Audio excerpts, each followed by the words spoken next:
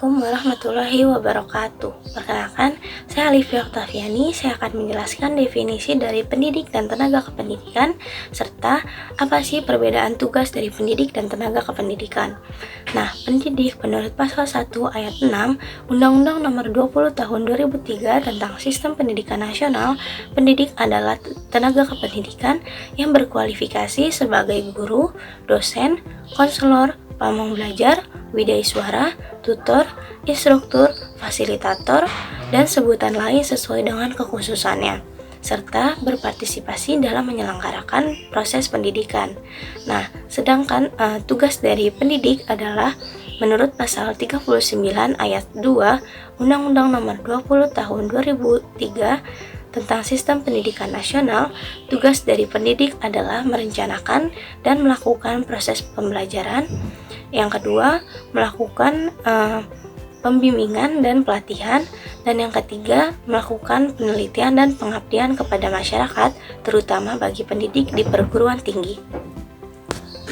Nah, tenaga kependidikan menurut Pasal 1 ayat 5 Undang-Undang Nomor 20 Tahun 2003 tentang Sistem Pendidikan Nasional, tenaga kependidikan adalah anggota masyarakat yang mengabdikan dirinya dan diangkat untuk menunjang penyelenggaraan pendidikan.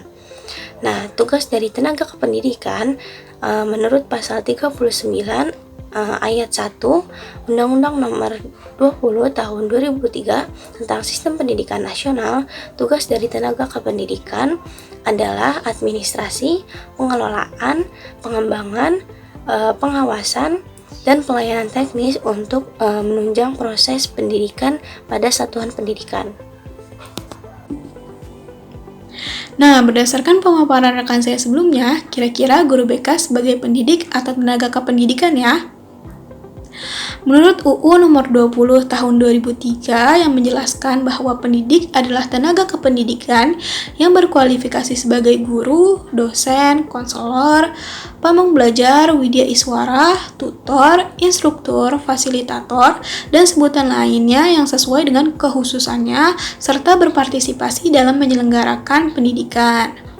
Nah, berdasarkan pemaparan tadi dapat dikatakan bahwa guru BK adalah seorang pendidik. Sesuai dengan kompetensi yang harus dimiliki oleh pendidik, kompetensi guru BK atau konselor juga telah dipaparkan dalam Permendiknas Nomor 27 Tahun 2008 mengenai standar kualifikasi akademik dan kompetensi konselor. Untuk kompetensi yang harus dimiliki antara lain ada kompetensi profesional, kompetensi kepribadian, kompetensi sosial, dan yang terakhir adalah kompetensi pedagogik. Konselor sekolah atau guru bimbingan dan konseling ini memiliki tugas dan tanggung jawab untuk memberikan layanan bimbingan dan konseling kepada para peserta didik. Untuk struktur program bimbingan dan konseling komprehensif sendiri telah diklasifikasikan ke dalam 4 jenis layanan. Yang pertama adalah layanan dasar bimbingan, layanan responsif, layanan perencanaan individual, dan yang terakhir adalah dukungan sistem.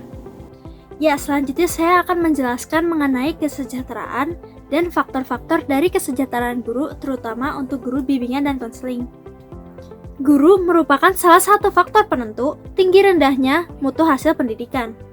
Keberhasilan penyelenggaraan pendidikan sangat ditentukan oleh sejauh mana kesiapan guru dalam mempersiapkan peserta didiknya melalui kegiatan belajar dan mengajar.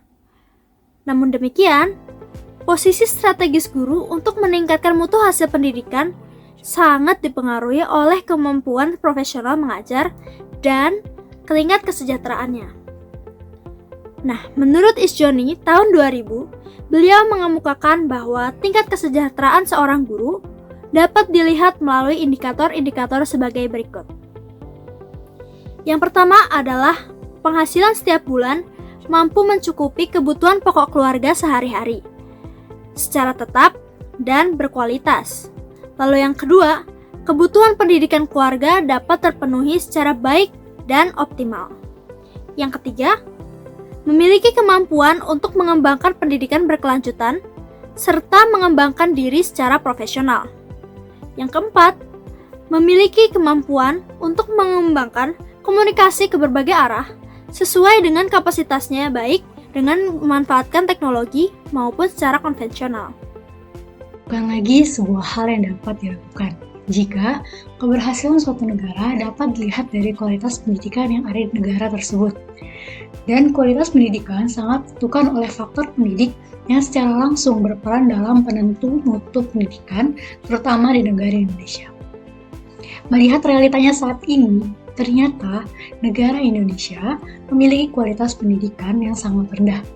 Hal ini terbukti pada data UNESCO tahun 2000, di mana komposisi peringkat Indeks Pengembangan Manusia atau Human Development Index, yaitu komposisi dari peringkat pencapaian pendidikan, kesehatan, dan penghasilan per kapita, yang menunjukkan bahwa Indeks Pengembangan Manusia Indonesia makin menurun. Kemudian, rendahnya kesejahteraan guru mempunyai peran dalam membuat rendahnya kualitas pendidikan yang ada di Indonesia. Berdasarkan survei FGII, Federasi Guru Independen Indonesia, pada pertengahan tahun 2005, di mana idealnya seorang guru menerima gaji bulanan sebesar 3 juta rupiah. Namun saat ini, pendapatannya rata-rata pada PNS atau pegawai negeri sipil hanya sebesar 1,5 juta rupiah. Guru bantu hanya sebesar Rp460.000, guru honorer dari sekolah swasta rata-rata hanya mendapatkan Rp10.000 per jamnya. Dengan pendapatan seperti itu, banyak guru terpaksa melakukan pekerjaan sampingan.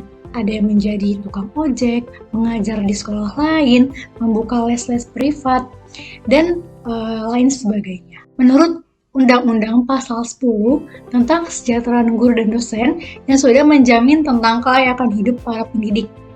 Di dalam pasal tersebut disebutkan bahwa guru dan dosen akan mendapatkan penghasilan yang pantas dan memadai, antara lain meliputi gaji pokok, tunjangan yang melekat pada gaji, tunjangan profesi, dan atau tunjangan khusus, serta penghasilan lainnya yang berkaitan dengan tugasnya. Kemudian peningkatan kualitas guru merupakan jalan yang sangat bijaksana untuk meningkatkan tingkat pendidikan yang ada di Indonesia, baik dalam hal peningkatan kualitas maupun tingkat kesejahteraan guru tersebut, demi mengoptimalkan peran guru sebagai pendidik dan meningkatkan kualitas pendidikan.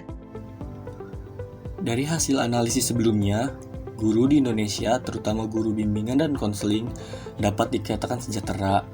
Namun, apabila faktor-faktor kesejahteraan gurunya sudah terpenuhi dengan baik. Menurut Percival M. Simon dan Robert T. Ford dalam sebuah jurnalnya, ada 4 faktor yang mempengaruhi kesejahteraan guru. Yang pertama, keamanan ekonomi. Meliputi penghasilan yang memadai, jaminan kesehatan, dan hari tua serta kepastian masa jabatan dalam posisi tertentu. Yang kedua, kemampuan profesional, yaitu mendapat pelatihan dan pengembangan kapasitas bagi guru dalam jabatan maupun guru prajabatan. Kenyamanan pribadi, yaitu tentang kebebasan akademik dan sosial, serta hubungan interpersonal yang demokratis. Yang keempat, kondisi kerja termasuk di dalamnya lama bekerja dalam satu hari, jumlah siswa yang diajar, karakter tugas, ketersediaan bahan ajar, dan karakter umum dari guru lainnya. Selanjutnya, pendapat lain juga dikemukakan oleh Surya, bahwa kesejahteraan juga mempengaruhi kinerja guru di sekolah. Kesejahteraan berarti kepuasan.